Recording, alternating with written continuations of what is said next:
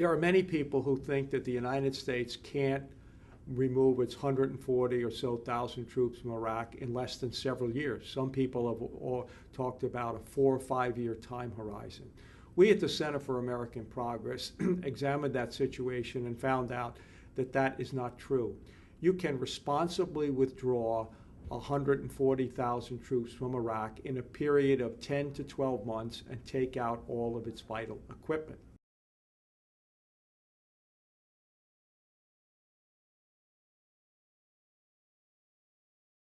Many people who really don't want us to withdraw from Iraq will say, well, you really have to slow it down because you don't have the port facilities in Kuwait to be able to get all of the heavy equipment back to the United States.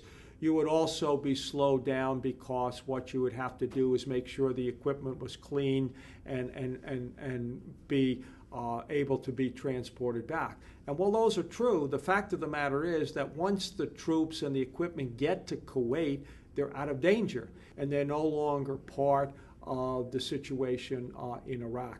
We have shown that if you collapse the units that are out in the provinces back to Baghdad, then drive down Route Tampa, which is the road between Baghdad and Kuwait, which is essentially a highway, you can have an invasion in reverse. So any policymaker who wants to can get all of our troops and all of the vital equipment out in no longer than a year from the day that they start. Until the United States sets a withdrawal date to get out of Iraq, the Iraqis will not undertake the meaningful political reconciliation to form a unified, stable Iraq. The countries in the region will not help Iraq achieve its objectives as long as the United States is there. The Iranians simply do not trust us, and as long as we are there in large numbers, they'll continue to arm and train the militias who are opposed to us. As long as we're there, the forces of Muqtada al-Sadr are not going to cooperate with the government. The Saudis will continue to help the Sunnis because they don't want to see an Iraq that's dominated by a group that's hostile to them. But once we set a date to get out, those countries will have two choices. They can help us to ensure Iraq doesn't become a failed state or live with the consequences. And if Iraq becomes a failed state, you'll have millions more refugees pouring into their countries on top of the 2 million that have already left. You will also have it become potentially a haven for a group like Al-Qaeda. So once you set a withdrawal date, the Iraqis will get their act together, and if you have a diplomatic surge with the countries in the region, they will work to ensure Iraq becomes a stable state because they have no interest in seeing it become a failed state because that would undermine their own security.